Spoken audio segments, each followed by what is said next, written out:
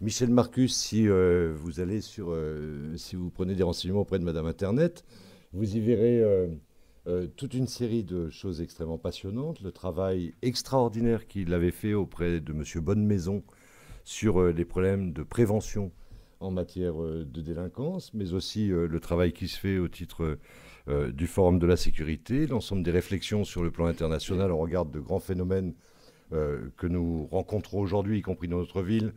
On en parlait aussi tout à l'heure de ces alcoolisations extrêmement rapides, de ce que cela produit comme processus, y compris urbain, y compris en termes réglementaires, et la préoccupation des maires et des élus locaux par rapport à ces questions. Bref, je veux dire, un regard extrêmement divers, je veux dire, sur tout ce qui fait en fait sens dans notre société, ou perte de sens dans notre société. C'est une manière ou une autre de le regarder.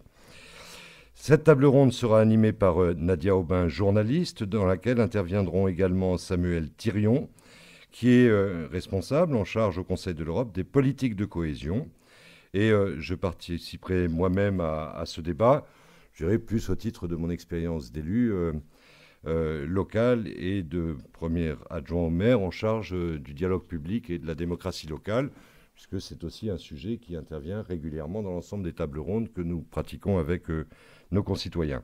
Je veux remercier particulièrement aussi Samuel Thirion, parce que pour Strasbourgeois qu'il est, il est une plateforme extrêmement importante d'observation dans une échelle bien plus large que le territoire urbain, dans une confrontation en regard des autres pays, avec une masse de données considérable, en particulier à travers le Comité des régions d'Europe, qui se préoccupe également de ces questions, et de l'observation de l'évolution des législations à l'intérieur des pays, comme de l'observation des phénomènes que nous pouvons rencontrer, croiser, au-delà de nos frontières. Michel Marcus va donc puiser dans son expérience internationale de plus de 20 ans et nous livrer un certain nombre de points clés, comment passer des villes injustes aux villes protectrices. Il parle des villes violentes, des villes sous mauvaise influence, des villes sans État, des villes à la justice perdue, des villes en travail, des villes de droit, des justices de ville. Il cherche en permanence des outils, comme autant de réponses à ces problématiques, développe la connaissance des pratiques ailleurs, l'expérimentation partout, et se plonge en permanence dans l'action. Michel Marcus sait nos travaux de prospective, leurs objectifs de mieux rendre possible la coordination des politiques publiques, les scénarios des dynamiques qui sont mises en œuvre et qui ont été au moins partiellement déjà présentés. On lui a fait savoir la construction en cours d'un modeste observatoire sociétal avec des indicateurs qui nous permettraient de suivre les évolutions de notre société, en particulier sous ces axes majeurs, les risques de rupture que nous pouvons observer, les inégalités et les questions émergentes qui s'imposent aujourd'hui. Son éclairage donc de penseur, d'homme d'action sur les fondements de la solidarité, de la sécurité dans les villes, nous aidera, nous l'espérons en tout cas, à mieux nous situer par rapport à ces questions-là. Qu'est-ce que la sécurité au fond? Comment la territorialiser? Comment traiter de cette question dans nos sociétés dans laquelle l'accès aux services est de fait inégalitaire? Quel lien avec le développement durable, avec la cohésion sociale, la justice, l'équité et la démocratie? Comment inclure dans nos politiques publiques de déplacement, d'habitat, de développement par exemple, et passer de politiques sectorielles à des politiques plus transversales en tenant compte? Bref, quels scénarios pouvons-nous envisager pour vivre mieux ensemble dans une acceptation de la différence de l'autre, différence d'âge, différence de comportement en particulier? Merci pour ces compliments, certainement trop surdimensionnés par rapport au fond à une carrière, une vie, et puis peut-être aussi compte tenu des résultats du peu de résultats obtenus finalement par rapport à mes espérances ou mes espoirs qui me faisaient venir entre autres ici à Strasbourg il y a plusieurs dizaines d'années, ou au début en fait de la politique de prévention en France, du temps de la commission des maires sur la sécurité, où bien évidemment Strasbourg était ville pilote, a été désignée ville pilote sur ces questions de prévention et de sécurité.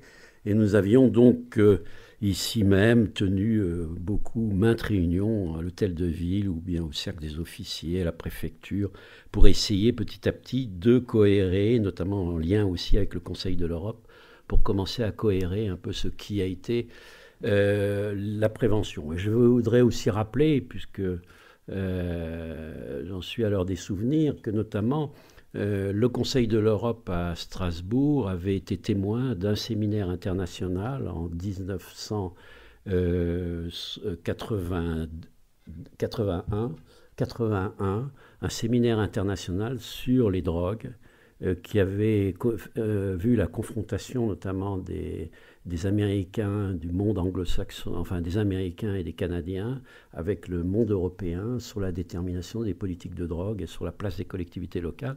Et ce séminaire-là a été véritablement fondateur d'un certain nombre de textes internationaux ultérieurement, des travaux du Conseil de l'Europe, etc. Et que la ville, en tant que ville, avait activement, en l'occurrence Catherine Trottmann à l'époque, s'était beaucoup impliquée dans cette question-là. Donc Strasbourg, donc je suis vraiment honoré. Je vais essayer de faire honneur un peu à ce passé, à ce démarrage. Mais encore une fois, par rapport peut-être aux espoirs de cette époque, les résultats aujourd'hui sont peut-être pas si extraordinaires que cela. Alors la question de la sécurité, au fond, surtout en ce moment avec le débat électoral, c'est devenu quand même un débat très médiatique, très citoyen finalement. Tout le monde parle et a son avis sur la sécurité. Tout le monde a son mot à dire. C'est devenu quand même un sujet, un thème, et sur lequel moi je suis très surpris en tant que technicien. En gros, j'ai été juge pendant longtemps. Je suis très surpris du degré même de connaissance que les élus, que disons les élites ou les différents responsables dans différentes institutions ont de ce phénomène et arrivent à en parler.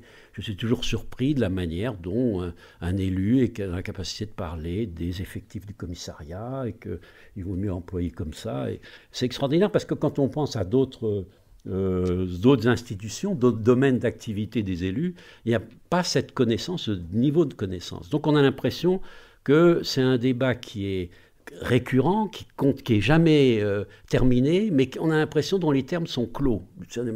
Bon, on a compris que il nous faut des policiers, il n'y a pas assez de juges, que peut-être les sanctions sont pas très bonnes, puisqu'il y a des taux de récidive, etc. Donc on voit un peu, on a l'impression qu'on sait ce qu'on veut faire, mais on ne comprend pas bien pourquoi ça ne se fait pas et pourquoi ça continue à être récurrent, pourquoi il y a un sentiment d'insécurité qui continue à prédominer. Encore que, il faut bien noter que les derniers sondages ont quand même ont fait descendre la question de la sécurité dans les préoccupations des Français.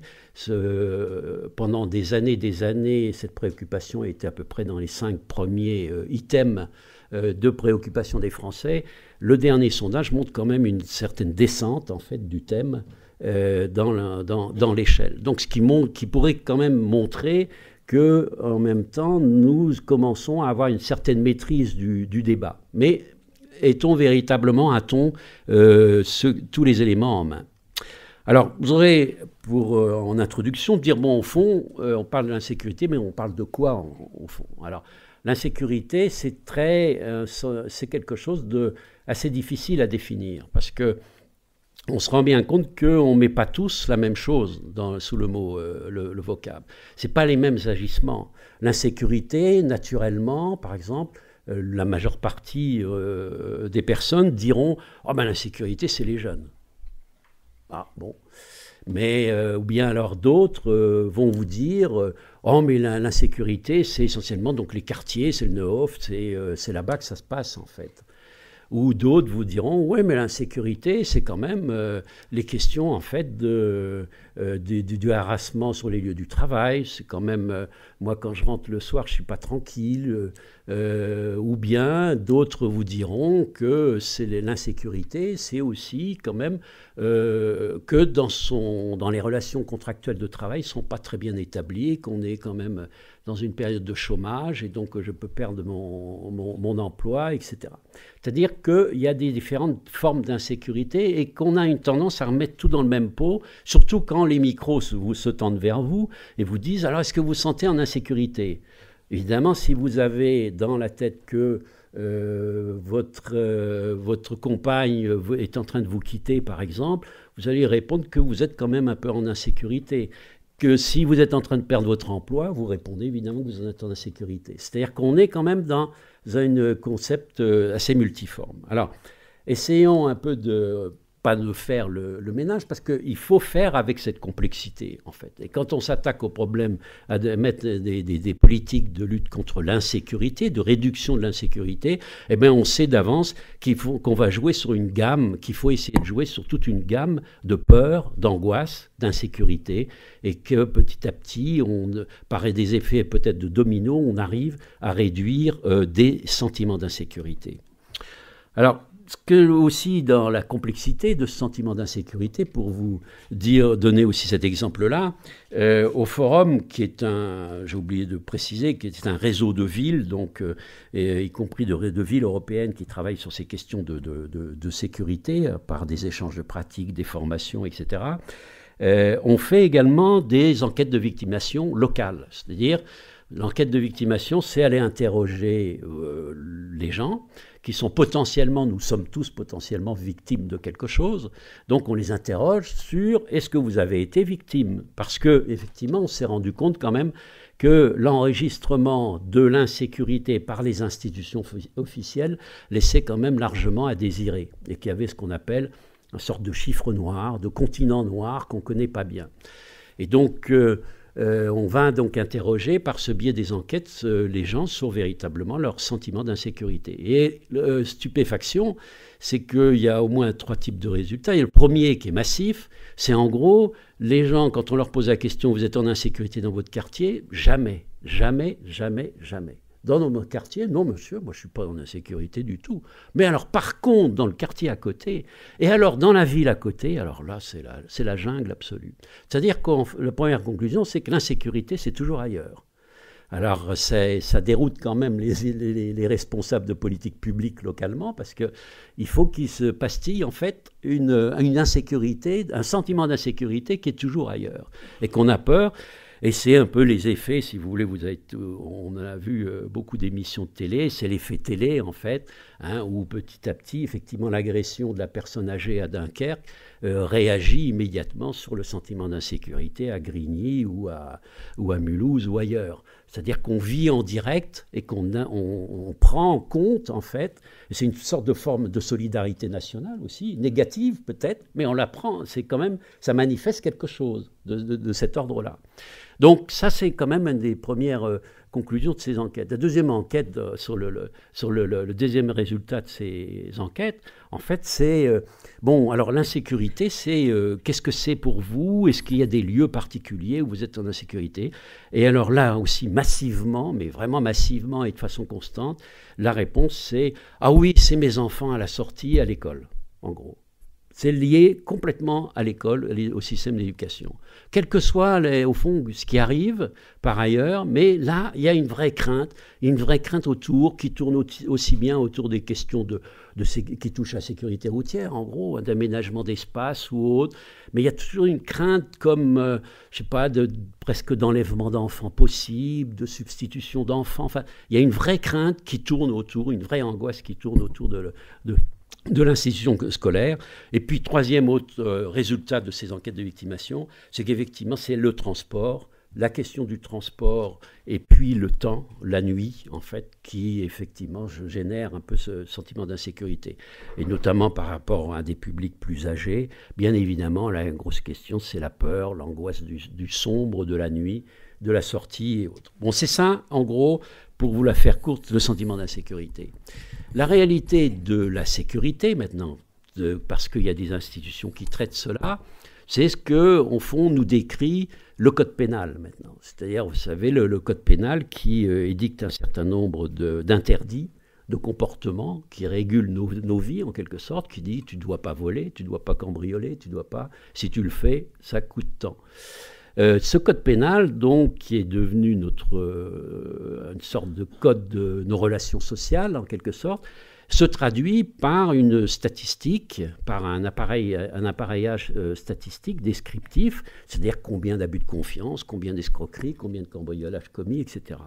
Et l'agence qui est chargée de fournir ces chiffres, c'est la police. Alors, je dis exprès l'agence, c'est la police, parce que ce n'est pas dans tous les pays comme ça. La France fait une exception. En fait, les chiffres dans beaucoup des pays, c'est l'institution judiciaire qui les fournit, ce n'est pas la police. Ce qui est différent, parce que, ne serait-ce que réfléchissez, quand une personne qui peut être interpellée par la police et qui ensuite, normalement suivant le circuit, est renvoyée devant un tribunal et ensuite fait une condamnation, il peut arriver des tas de choses, à commencer par l'innocence de la personne qui est établie. Donc elle est relâchée. Mais par contre, effectivement, la statistique policière, elle va continuer à avoir enregistré cette personne et va la garder dans ses archives, en quelque sorte, et donc va continuer à la comptabiliser. Il est évident que si vous placez le curseur sur l'activité judiciaire, à ce moment-là, ben non, vous avez une chute, un certain nombre de cas qui ont disparu entre-temps. Donc on a choisi effectivement que ce soit la statistique policière qui fasse effectivement, qui soit la photographie, en quelque sorte, de l'insécurité. L'autre obstacle, effectivement, de ces statistiques, on le sait maintenant, ça a été dit abondamment, mais il faut toujours quand même le rappeler, c'est que c'est une statistique de service, d'activité. Ce n'est pas un indicateur sociologique établi sur la réalité. C'est-à-dire c'est en fonction du nombre de policiers que vous avez, et c'est en fonction du taux d'activité de cette police qui établit en fait que le chiffre de la délinquance en est le résultant de ces deux facteurs-là. Nombre de policiers et taux d'activité, c'est tout. Donc si l'un ou l'autre de ces facteurs est défaillant ou est surdimensionné, bien évidemment, ça fait varier le chiffre. Concrètement, ça veut dire que la police enregistre, en fait, la plupart du temps, les plaintes, c'est-à-dire les faits qu'elle peut constater. Alors, on essaye, en quelque sorte, de dire à la police, bon, n'attendez pas la plainte, essayez d'aller au-delà, d'avoir une politique proactive. Alors c'est là où on tombe, effectivement, dans des politiques, quand elles deviennent un peu caricaturales, on fait du chiffre, bon, ben on y va, on fait du chiffre, et pour faire, évidemment, je ne trouve pas un cambrioleur tous les jours, mais par contre, je trouve plus facilement un sans-papier, ou je trouve plus facilement un fumeur de hache, et donc ça me fait effectivement du chiffre, je rentre effectivement du chiffre, donc ça donne effectivement des politiques caricaturales. Mais encore une fois, donc, c'est une statistique qui reflète l'activité policière, et ça il faut quand même constamment se le rappeler, se le dire. Alors évidemment, il y a certains types de délinquance qui est mieux enregistré que d'autres. Par exemple, si on vous vole votre voiture, il y a de fortes chances que vous allez porter plainte. Donc, on sait le nombre de voitures volées. C'est à peu près un chiffre. Celui-là, il va être correct parce qu'il y a le système des assurances derrière. Si vous voulez être remboursé, il faut que vous alliez déclarer, en quelque sorte. Mais par contre, il y a d'autres faits qui, vous le savez, d'une part, ne sont plus remboursés par les assurances. Donc, vous dites, c'est pas la peine, ça vaut plus la peine. C'est-à-dire, c'est tous les objets mobiliers de peu d'importance. Ça a été pendant longtemps les transistors, enfin tout appareil électronique un peu en tout genre, sur lesquels on n'est pas assuré, sur lesquels on sait à l'avance que bon, on ne retrouvera rien. Donc ça passe comme pertes et profits. Donc il n'y a pas de plainte par rapport qui sont déposées. Donc évidemment, il y a une chute dans l'enregistrement de ça. Et puis il y a des faits, inversement, il y a des faits qui, quand ils augmentent, eh ben, ça dénote qu'on travaille bien, on travaille mieux.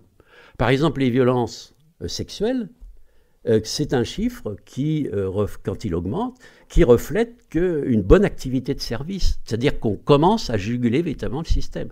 Ça veut dire en gros que les femmes, par exemple, ou les enfants, ont plus confiance dans le système pénal pour aller se plaindre, aller porter plainte, pour dire j'ai été victime de maltraitance par mon mari ou mon concubin, ou bien mon père m'a violé, ou mon oncle ou mon grand-père m'a violé. C'est-à-dire, en gros, viennent déclarer. Donc, forcément, ça fait augmenter le chiffre enregistré.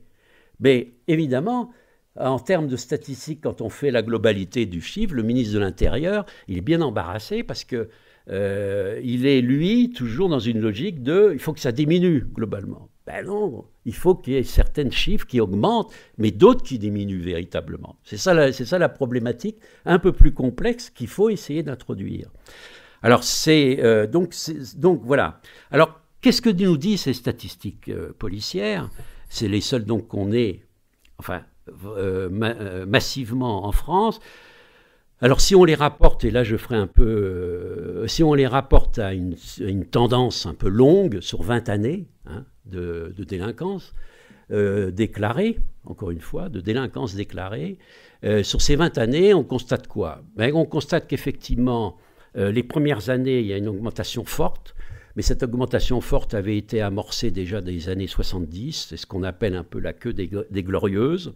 C'est-à-dire qu'à cette époque-là, on avait des taux d'augmentation de la délinquance à 2 chiffres, mais ça ne gênait personne, parce qu'effectivement, on était dans une prospérité économique, et qu'on se faisait voler plus facilement sa voiture d'ailleurs qu'aujourd'hui, on se faisait cambrioler plus et autres, mais c'était passé un peu aux pertes et profits, c'était moins vécu douloureusement. Et donc, du coup, on avait des taux d'accroissement à 10-11% par an de délinquance. Puis ensuite, ça s'est calmé très fortement. On ne sait pas trop pourquoi. Enfin, j'essaierai d'expliquer, mais c'est très difficile à expliquer. Ça s'est calmé et ça a commencé à décroître. Et ça a décru juste avec une petite pointe. Ça a décru même très fortement, par exemple, il faut le dire, sans faire de politique politicienne, mais il faut dire, par exemple, dans le gouvernement Jospin, sous le gouvernement Jospin, ça a diminué considérablement, en fait. Là, il y a une vraie chute. Et puis, ça remonte après, premier temps du gouvernement Sarkozy, et puis ensuite, ça rechute, ça redescend régulièrement. Mais la tendance générale, c'est après une montée, ça descend, en gros. Ça descend constamment. Alors, ce qui est intéressant, c'est de dire, et nos voisins, et là en Allemagne, là, qu'est-ce qui s'est passé pendant ce temps-là, pendant ces 20 années ? Eh bien, alors figurez-vous que c'est la même chose. C'est-à-dire que ça soit en Belgique, en Italie, ou Italie, je mets un peu à part, mais en Espagne, par exemple, ou en Angleterre, c'est la même tendance. C'est la même tendance. Au fond, les chiffres de la criminalité diminuent. Et la question assez étonnante, c'est que, par exemple, en Angleterre, il y a eu un gouvernement travailliste, en l'occurrence de Tony Blair, qui avait fait de la question de la sécurité son principe de base d'action. C'était vraiment l'application dure avec les causes du crime, dure avec le crime, dure avec les causes du crime, etc. C'est-à-dire toute une politique quand même très très forte, très, très vigoureuse, pendant des années, tenue comme ça. Eh bien, bon, peut-être qu'il a fait diminuer, il a accentué, mais on ne sait pas trop. Les experts aujourd'hui se posent vraiment la question de savoir au fond, peut-être c'est la question, que quelles que soient les politiques que les systèmes de justice criminelle suivent, quels que soient les systèmes suivis, on a tous le même résultat. Alors c'est une question un peu désespérante, parce qu'au fond, qu'est-ce qui marche ? Qu'est-ce qui fait cet impact ? Alors d'autres, évidemment, vous diront à ce moment-là, écoutez, il faudrait quand même relier ça aux questions de crise économique ou de prospérité, de climat social, en quelque sorte. Et c'est vrai qu'indéniablement, il y a des liens, mais on a du mal à les établir. On a du mal à établir ce lien entre croissance ou décroissance et question d'insécurité ou de sécurité. C'est une question qui reste complètement ouverte, assez mystérieuse, peut-être parce que tout simplement, que ce qu'on appelle insécurité, ce qu'on appelle délinquance, c'est quand même un composite extraordinairement varié. Et qu'au fond, on a tort de mettre tout ça dans le même sac. Et qu'il faudrait effectivement plutôt détricoter et parler des délinquances, des insécurités, et traiter une par une, en fait, ce type de choses, que plutôt de vouloir avoir une politique globale qui a une prétention à saisir tout, mais qui en fait n'arrivent pas à saisir véritablement grand-chose, et qui en tout cas en termes d'évaluation défient en fait tous les canons de l'évaluation et en termes de résultats. Voilà un peu sur l'état, au fond, de la statistique, ce que nous dit la statistique, mais encore une fois, je vous dis, c'est une statistique policière. Ça ne nous dit rien, au fond, sur la réalité, sur les illégalismes dont parlait Michel Foucault, et que peut-être il faudra que dans le XXIe siècle passer aussi à un autre type d'approche de ces questions-là, c'est-à-dire aussi poser très radicalement la question que à une société correspond forcément à un niveau d'illégalisme, que c'est quelque chose de normal, de logique dans tout fonctionnement social, qui a une part au fond d'infraction à la loi, d'illégalisme naturel, qui fait partie un peu aussi du fonctionnement social. Par exemple, prenez simplement, vous êtes mère de famille, vous êtes en retard pour emmener votre enfant à l'école, vous faites un excès de vitesse, vous êtes arrêté, etc. Oh, monsieur l'agent, je suis en train d'emmener, etc. Vous négociez en quelque sorte. Vous commencez à négocier. Et si effectivement on est dans un système, je n'hésite pas à le dire, policier intelligent, bon, il y a une discussion, éventuellement ça peut effectivement se traduire par un rappel au règlement, etc. Bon, allez-y, je comprends votre situation, donc ok, vous êtes en retard, allez-y, mais faites attention parce que je suis là tous les matins, donc recommencez pas. Enfin bon, on connaît un peu le type, on imagine les types de discours. C'est-à-dire, il y a des marges de négociation qu'on a tous avec la loi. Alors évidemment, en fonction des statuts sociaux qu'on a, il y en a qui ont des grandes marges de négociation, il y en a d'autres qui n'en ont aucune marge de négociation avec le système pénal. Mais c'est ça, au fond, peut-être aussi le sentiment d'injustice que peut éprouver aussi un certain nombre dans les classes populaires, en gros. Quand un jeune des quartiers, justement, se sent scotché et mis les mains collées au mur ou à plat sur les voitures pour une fouille, des fouilles corporelles un peu vigoureuses, et qui se fait mettre comme ça 2 ou 3 fois dans la journée, il peut penser qu'il y a un moment donné qu'il n'y a pas de marge de manœuvre pour lui, et qu'effectivement, il est dans une vraie société bloquée à tout point de vue. Et que là, on ne laisse que comme marge de manœuvre une certaine forme de violence. Par contre, effectivement, quand on est Madame Bettencourt, on voit très bien qu'on peut discuter. On a des marges de manœuvre avec le système. Et qu'avant de se retrouver, ou quand on est politique, tout simplement aussi, quand on est dans la capacité de négocier. Je ne dis pas qu'on échappe forcément à la loi. C'est pas ça, parce que le temps judiciaire est toujours long. Il rattrape toujours quand même un certain nombre de situations. Mais on peut négocier, au fond, la manière de paraître, la manière de comparaître, la manière aussi, les types les natures d'inculpation et autres. On a des marges de manœuvre.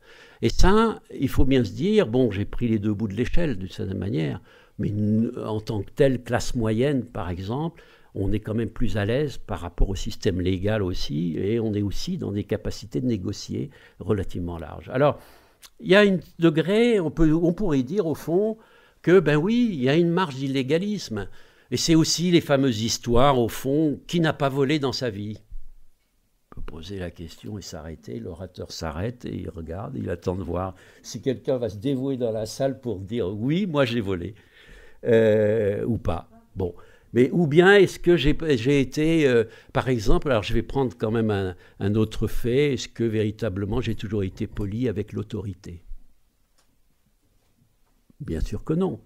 Or, il se trouve que, par exemple, et je prends ça parce que c'est un chiffre, et là qui est service police mais proactif, qui représente l'autorité, en 2000, nous étions à 22 000 outrage à autorité, c'est-à-dire en gros c'est le jeune qui dit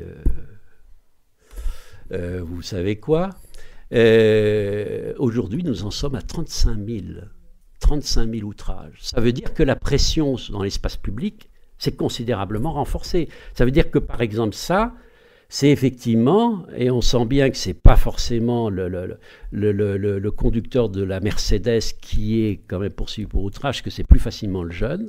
Encore que, on a vu ces derniers temps que, vu la pression de l'appareil policier, on a eu quelques affaires, notamment à Paris, de gens interpellés de nuit et autres, et traités très mal. Et comme c'était des médecins ou des avocats, ça s'est passé assez mal pour la police. Mais on se dit que quand même, il y a là encore, c'est un exemple de ce type de marge, en fait, qu'on peut avoir avec le système de la légalité. Et ça, c'est une question un peu de négociation de marge possible, que je pense, qui est un objet en soi sociologique, mais qui, je crois aussi, un jour ou l'autre, devra être posé très clairement. Parce qu'au fond, on est aujourd'hui dans une logique donc, d'un système pénal qui fonctionne, qui essaye de fonctionner à 100%. C'est-à-dire, par exemple, un des taux d'indicateurs de la justice, pour savoir si on a une bonne justice, c'est en gros, vous avez déjà entendu certainement dans des communiqués ou aux étranges lucarnes, les procureurs de la République, par exemple, disent « Oh, moi j'ai un taux de poursuite 99,9%. Et c'est là-dessus qu'effectivement les procureurs de la République sont jugés. C'est-à-dire un taux de rentabilité énorme. C'est-à-dire, où est le problème? C'est que je pose, c'est où est la marge de manœuvre que s'attribue, et qui me semble sain dans toute société, que peut s'attribuer quand même des échelons de décision par rapport à des situations individuelles. C'est-à-dire quelle est la marge effectivement de négociation qu'on introduit et la souplesse qu'on introduit dans les rouages sociaux. Et à partir du moment où on en est sur des marges à 99,9, c'est-à-dire qu'on tombe dans des systèmes très autoritaires, très rigides en fait, et qui sont quand même, qui peuvent fondamentalement devenir très dangereux pour les libertés, pour les droits. Ça, il faut quand même aussi voir cette question comme cela, car c'est une manière, cette marge de négociation est une manière aussi de soupape sociale. Alors, sur le fonctionnement de cet appareil que je vous ai déjà un peu décrit, il nous pose des questions en termes de réponse. Il n'est pas satisfaisant puisque, comme je le disais, ça continue, le sentiment d'insécurité continue à exister. Et puis, on ne sait pas trop bien ses effets. Mais ce qu'on sait en tout cas, c'est que c'est un système qui est follement cher, très coûteux, de plus en plus coûteux, et dont, par les temps de crise budgétaire où il va falloir beaucoup se serrer la ceinture, il faudrait quand même poser la question de savoir si on continue à dépenser autant d'argent sur le système de justice criminelle. Le système de justice criminelle, en jargon, ça désigne police, justice et le système d'exécution des peines. Donc prison, mais aussi milieu ouvert, etc. Donc ça fait quand même un certain monde, un certain volume. Le budget de cela, de cet ensemble-là, c'est 20 milliards d'euros par an. 20 milliards d'euros, ça coûte. C'est quand même pas mal quand vous le rapportez à des budgets comme celui de la jeunesse et sport ou des budgets, peut-être pas l'éducation nationale en tant que telle, mais aujourd'hui dans l'architecture de l'État, c'est quand même quelque chose d'extraordinairement coûteux. Alors, quand vous êtes à 20 milliards d'euros, vous êtes quand même en droit, c'est la RGPP, d'exiger effectivement des résultats. Sauf que les résultats qu'on exige, c'est toujours plus. Je vous disais, par exemple, c'est le taux de poursuite des procureurs. Mais c'est aussi le taux de poursuite des policiers, le nombre d'affaires faites, par exemple, d'affaires élucidées. C'est-à-dire c'est toujours du plus. Par contre, on pourrait poser la question de est-ce que véritablement ça réduit la délinquance? Question fondamentale. Deuxième chose, est-ce que ça traite mieux la question des victimes, par exemple? Est-ce que c'est un meilleur service? Troisième chose, est-ce que véritablement le système de sanctions, par exemple, permet aux gens d'être réintroduits dans la vie sociale, dans une vie citoyenne normale? C'est autant de questions qu'on pourrait et qu'on doit, à mon sens, adresser à ce système-là. Or, évidemment, ces questions ne sont pas posées, parce qu'elles sont très embarrassantes pour y répondre objectivement, mais elles ne sont jamais posées même par le discours politique. Les politiques sont quand même assez coincés là-dessus, ils sont plutôt dans le toujours plus. C'est-à-dire, effectivement, on en est encore, ces questions de, plus de policiers et autres. Alors, le problème, c'est que, l'ensemble de systèmes devrait peser sur le taux de criminalité. Mais ça, je voulais montrer que le rapport, il n'est pas évident du tout à faire.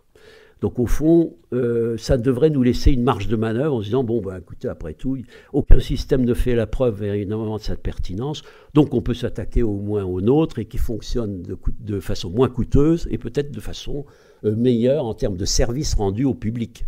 Au fond, ça pourrait être un critère de fond, une recherche, ça devrait libérer en quelque sorte les imaginations autour au moins de ces deux pôles-là.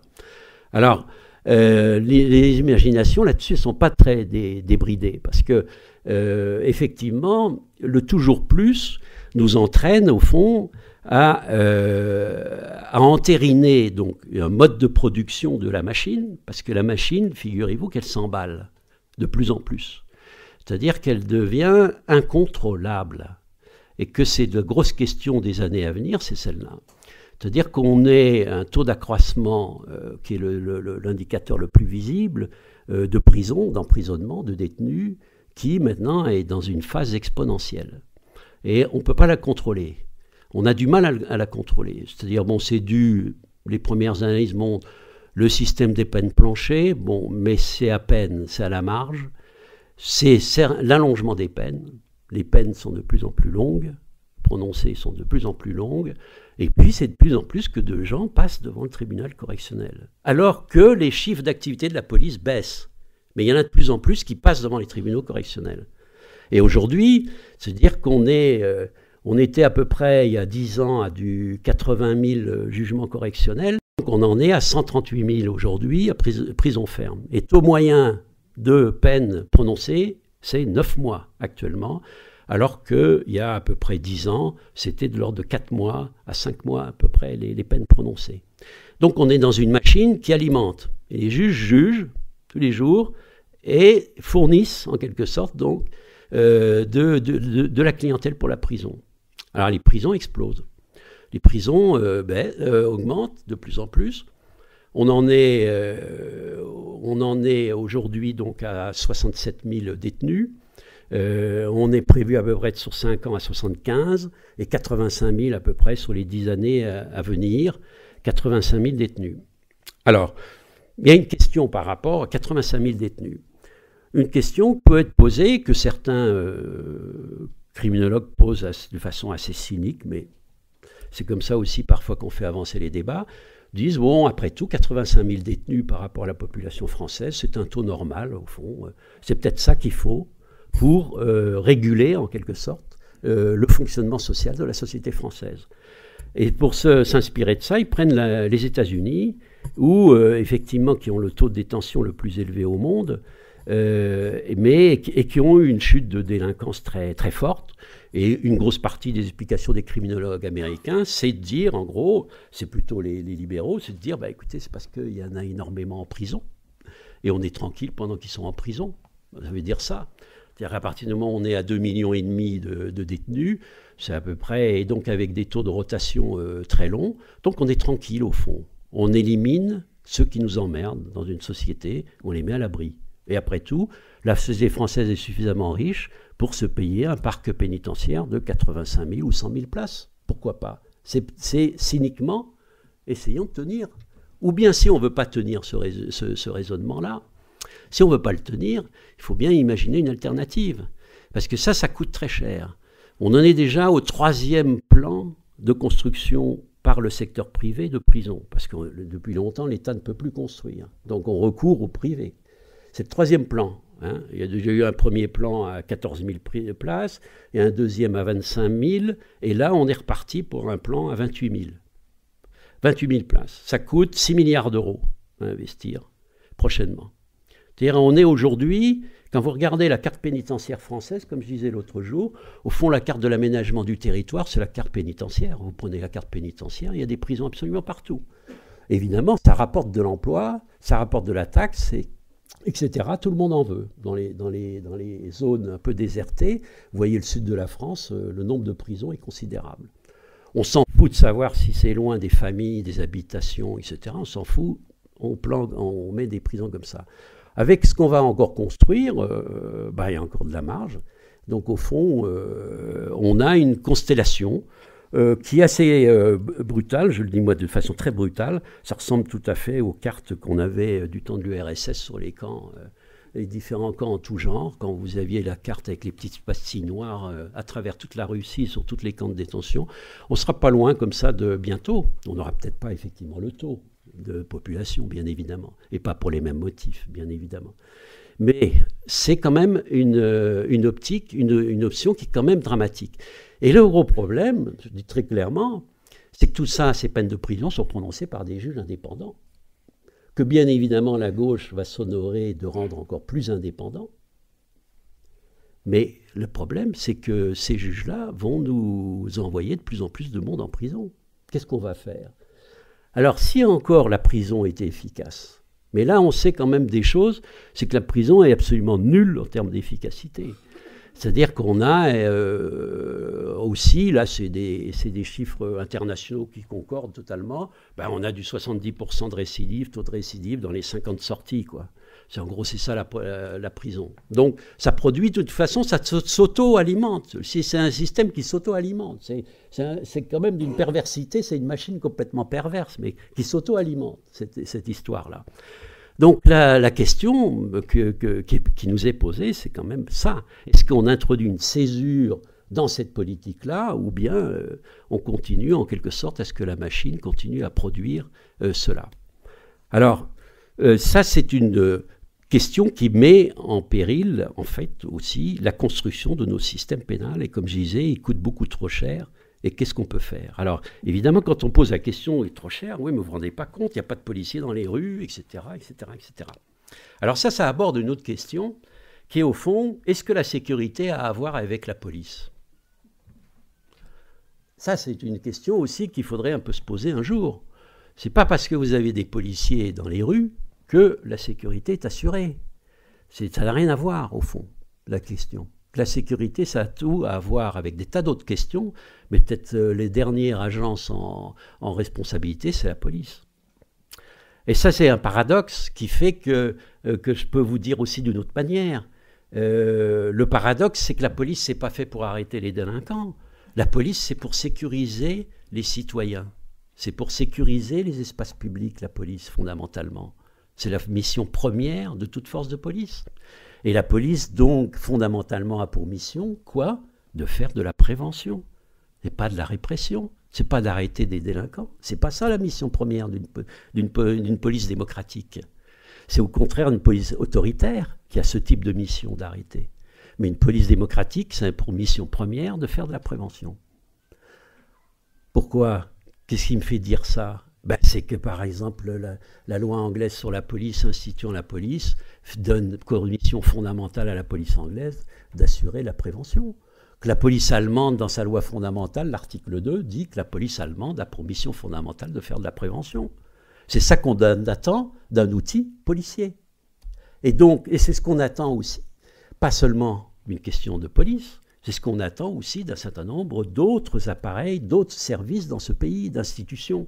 C'est-à-dire qu'on se rend bien compte qu'on est au bout de souffle d'une course. Alors, quel est ce bout de souffle aussi qui correspond un peu à la crise dans laquelle on est, à la crise dans laquelle il faut quand même un peu identifier les éléments de cette crise? Eh bien, en France, on a, comme je disais, on a du mal à dire qu'on a une politique de prévention. Pourquoi? Parce qu'on avait jusqu'à présent un très bon motif qui était de dire « Ouais, mais on a des politiques sociales ultra développées, formidables, donc on n'a pas besoin de politique de prévention. On n'a pas besoin, au fond, d'avoir des préventions sur, par exemple, comme les programmes américains ou anglais foisonnent, par exemple, après avoir identifié que c'est la jeune mère de 14-16 ans, la mineure d'une minorité ethnique enceinte, etc., et vivant dans le ghetto, ça c'est un élément totalement criminogène. Donc celle-là, on fait des programmes spécifiques de prise en charge, d'accompagnement, etc., pour éviter drogue, pour éviter prostitution, pour éviter, etc., tout un type de phénomène. Donc il y a une politique totalement ciblée. Nous, en France, on a répondu pendant longtemps, non, pas de problème. C'est un cas qui est effectivement traité par nos politiques sociales. Nous avons effectivement les équipes, les éléments, nous avons les budgets pour traiter, pour aborder ce type de questions. Le gros problème, c'est que nos politiques sociales foutent le camp. C'est qu'il y a des trous, comme le gruyère maintenant dans les politiques sociales, et que de plus en plus de cas sont plus du tout traités, pris en charge par nos politiques sociales. Et où se retrouvent ces cas-là, qui sont non traités? Ben, où ils se trouvent? Ben, il n'y a plus que le système de justice criminelle pour traiter ces cas-là. C'est ce qu'on appelle la criminalisation du social, en gros. C'est-à-dire quand il n'y a plus de politique sociale, quand il n'y a plus de ces politiques de prévention, eh ben, il ne reste plus que la dernière corde, chef, effectivement, il n'y a plus que le juge, la toque du juge et la casquette du policier. pour faire ça. Alors c'est ce qui fait qu'il y a de plus en plus de monde aussi en prison, et ce qui fait que par exemple en prison, on a énormément de malades mentaux, parce qu'on ne sait plus les mettre ailleurs. Il n'y a plus de structure pour les accepter, parce qu'il n'y a plus de structure de santé mentale dans les quartiers difficiles, parce que vous avez de plus en plus de toxicomanes. Toxicomanes, a priori, c'est quand même d'abord fondamentalement un problème de santé publique, et que de moins en moins, il y a de moins en moins de structures d'accueil dans les quartiers. Pour vous donner un exemple, parce que vu d'ici, vous pensez que Villiers-le-Bel, par exemple, c'est une des villes les plus difficiles de France, un cas d'école, où il y a énormément de délinquance. Je vous rassure tout de suite, il n'y en a pas énormément, pas plus qu'à Strasbourg. Mais il y a par contre des problèmes de drogue massifs. Et bien, sur toute la commune de Villiers-le-Bel et Sarcelles, il n'y a pas une structure de prise en charge des toxicos. Il n'y a pas une structure de prise en charge des toxicos. Et je voudrais bien que vous pesiez ça, c'est-à-dire que nous, on a un regard accusateur par rapport aux gens de Villiers ou de Sarcelles. On est prêt à les traiter comme des trafiquants, des dealers, etc. Sauf qu'on oublie à chaque fois qu'il y a des consommateurs, y compris dans ces quartiers-là. Et sur les consommateurs, sur ces jeunes, effectivement, qui sont accros, il n'y a rien. Il n'y a pas un euro qui est dépensé, il n'y a pas une structure existante. Et ça veut dire aujourd'hui donc, que le système, effectivement, la question de la drogue à Villiers-le-Bel ou à Sarcelles n'est traitée uniquement que par le système policier, que par le système de justice criminelle. Et donc, on les retrouve, les cures de sevrage, c'est la prison qui se charge de les faire, avec des 9 mois de prison en moyenne, par exemple, de détention. Et peu importe l'acte pour lequel on les envoie en prison. Après tout, ils ont au moins 9 mois de sevrage, en espérant qu'en sortant, ils ne repiqueront pas. Sauf la malchance, c'est qu'il y a énormément de consommation en prison. Bon, enfin, ça, c'est l'autre facette. Donc, on est dans cette histoire-là où les politiques sociales s'effondrent de plus en plus, sont mal. Donc, il nous faut construire des politiques de prévention volontaristes, des vraies politiques de prévention qui tiennent compte, effectivement, qui sont véritablement collées au système, aux failles du système, à nos dysfonctionnements sociaux. C'est ça qu'il faut construire, qu'il faut reconstruire. Alors évidemment, ça demande de l'argent. Ça demande de l'argent. Mais là, il y a des choix de société. C'est-à-dire, on a 6 milliards d'euros là, sur la table qu'il va falloir mettre pour construire les prisons. Je ne suis pas contre de ne pas les construire, parce qu'effectivement, il y en a des vieilles à renouveler, qu'il faut renouveler un parc, etc. Parce qu'effectivement, il y a une augmentation là qu'il va falloir encaisser, et qu'après tout, il y en a marre de mettre des matelas dans les couloirs, dans un certain nombre de prisons, puisqu'on comptabilise les matelas. On sait exactement combien il y a de matelas cette nuit dans les prisons françaises, mis, donc ça veut dire en surplus des capacités de lits normales. Vous voyez ce que ça veut dire, donc, en termes de suroccupation de cellules. Donc il faut construire. Mais sur les 6 milliards, est-ce qu'on met 6 milliards ou est-ce qu'on met 5 milliards et 1 milliard dans la prévention? En gros, la question, elle est comme ça. Elle est posée, à mon avis, et il faut vraiment la poser dans le débat des citoyens, il faut la poser comme ça, dans ces termes-là. Parce que, et ce n'est pas 1 milliard à les mettre, je dirais, dans l'entonnoir des politiques sociales. Non, c'est 1 milliard pour véritablement soutenir, monter des politiques locales de prévention de la délinquance. Alors, quels peuvent être les champs d'expérimentation, d'investissement de ces politiques, de ce milliard, rêvons un peu, de ce milliard d'euros? Dans quoi, effectivement, il faut le faire? Alors, là-dessus, on sait qu'il y a deux pôles. Quand on examine l'ensemble des politiques internationales, au fond, il y a 2 pôles. Soit vous investissez sur la personne, soit vous investissez sur son environnement. En gros, c'est ça. Hein. Alors évidemment, c'est jamais totalement le soi ou soi, c'est toujours un peu un entre-deux, mais c'est ça les 2 pôles, au fond. Ça veut dire quoi? Investir sur la personne, c'est plutôt, si vous voulez, modèle un peu anglo-saxon du libéralisme. Mais c'est aussi de plus en plus celui qui pénètre la société française sous différentes variables. C'est en fond, c'est un peu le discours que nous tenons sur les droits et devoirs, par exemple, de la personne. C'est le discours tout à fait du libéralisme, en fait, qui renvoie en fait la responsabilité de l'acte de la personne à la personne elle-même. Et qui lui dit à cette personne, écoute, tu payes, mais tu as des potentiels pour t'en sortir, pour ne pas recommencer. Alors je veux bien t'aider à partir de tes potentiels, de les développer, en quelque sorte, de t'aider à les développer, et à partir de là, de commencer un travail de remise à un niveau, entre guillemets, de la personne. Ou bien c'est effectivement l'autre système dans lequel on est quand même beaucoup plus le curseur est plus de ce côté-là, qui est effectivement sur l'environnement. C'est-à-dire, au fond, on va agir sur les causes qu'on suppose être génératrices plus facilement de l'acte de délinquance, de la délinquance, de la carrière délinquante. Alors ça, c'est avec des degrés divers, c'est-à-dire on peut effectivement, par exemple, agir sur les questions d'éducation, de formation de culture, etc. Ça, on connaît bien, on balise assez bien.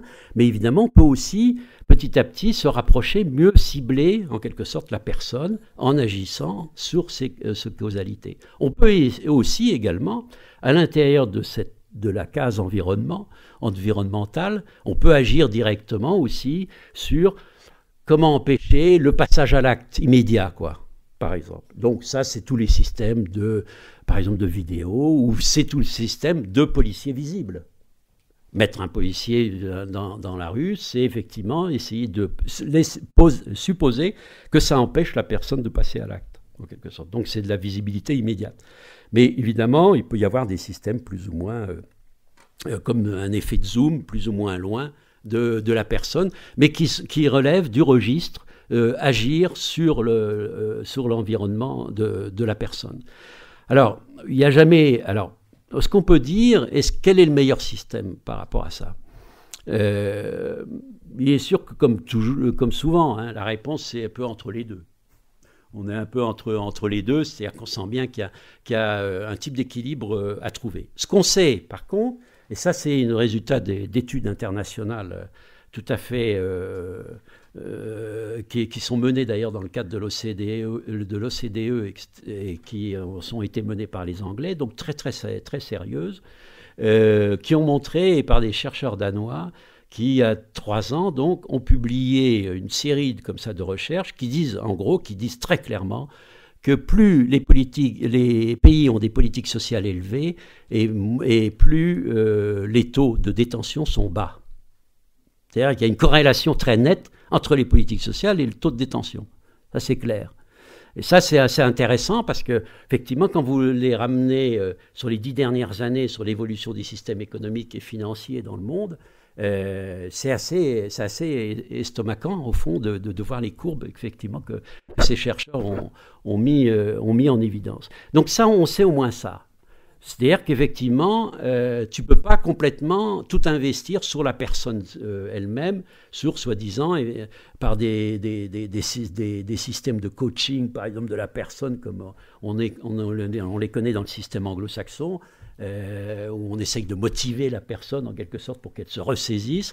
On sait qu'effectivement, on ne peut pas tout miser sur ce type de pratique psychosociale et que ce n'est pas quand même là Mais par contre, effectivement, on voit bien qu'il nous faut nous appuyer sur la personne et il nous faut nous appuyer sur son milieu ambiant. Alors ça donne, au fond, c'est un peu ça, autour de cette notion-là, que je pense il faut qu'on construise nos politiques locales. Mais en tout cas, on sent bien aujourd'hui que, alors rapporté par exemple à la géographie ou à la réalité française, donc ça veut dire en clair qu'il faut à l'évidence développer beaucoup plus des politiques de prévention ciblées sur un certain nombre de personnes. Ça c'est clair. Que notamment le débat qu'on a eu, et je sais qu'il est récurrent, entre le travail social et le monde policier, qui est en gros, vous n'allez pas désigner le fichage des élèves, etc., de tout ce débat que nous avons eu, qui effectivement commençait par la maternelle, etc., bon, vous connaissez tous ce fameux débat, mais ce qui n'empêche, à mon sens, on n'y échappera pas. Et que c'est clair qu'aujourd'hui, il faut, à mon avis, profiter peut-être d'un climat, j'espère, un peu plus apaisé du côté de l'appareil policier pour pouvoir, peut-être très clairement et très raisonnablement, reposer les questions en termes du débat, avec évidemment toutes les garanties en termes de liberté et droit de la personne, ce qui concerne les fichages, etc. Enfin, bon, ça c'est un débat en soi, un gros débat. Mais moi je pense qu'on n'y échappera pas. Parce que si on veut effectivement, véritablement atteindre, prendre en charge les cas les plus lourds, les difficiles, on est bien obligé de passer un peu à ce stade-là. Alors ça, c'est une des questions, donc action sur la personne. Sur l'environnement, je pense aussi là que le débat se porte fondamentalement sur la question de l'espace public. C'est-à-dire, au fond, espace public, comment faire en sorte qu'un jeune aujourd'hui soit pris en charge en termes d'éducation par une communauté, c'est-à-dire au sens de par un collectif des adultes, par le collectif des adultes, que ça s'exprime au niveau d'un quartier, que ça s'exprime dans l'espace public, mais comment faire en sorte que ça ne soit pas simplement l'éducation nationale qui soit en charge de la question de l'éducation, mais véritablement que ça devienne une question transversale à toutes nos politiques. Et ça, je crois que ça, c'est l'autre pôle très fort sur lequel on doit aujourd'hui travailler et investir le milliard, notamment, d'euros économisés sur les constructions de prisons. Et alors, je terminerai là, et ça permettra de passer la parole, c'est qu'effectivement, je pense que les élus locaux ont un rôle fondamental là-dedans, et que notamment, je ne comprendrai pas que le troisième acte de la décentralisation qui est annoncé, qui est nécessaire, on le voit bien, mais que ce troisième acte de la décentralisation pose pas ce type de questions véritablement sur la table et n'attribue pas aux élus locaux une responsabilité majeure dans cette mise en œuvre. Parce qu'il est temps de clarifier un peu le rôle de l'État, le rôle de la République, en quelque sorte, par rapport à ça. On attend aujourd'hui d'une République qu'effectivement elle soit juste, exemplaire, qu'elle maintienne les égalités de territoire, qu'elle maintienne les égalités républicaines, mais on attend des élus locaux qu'ils mettent véritablement en œuvre les politiques globales du développement humain. Et c'est ça dont on parle aujourd'hui. Et je pense que c'est ça quand même l'axe majeur des politiques de prévention. Voilà.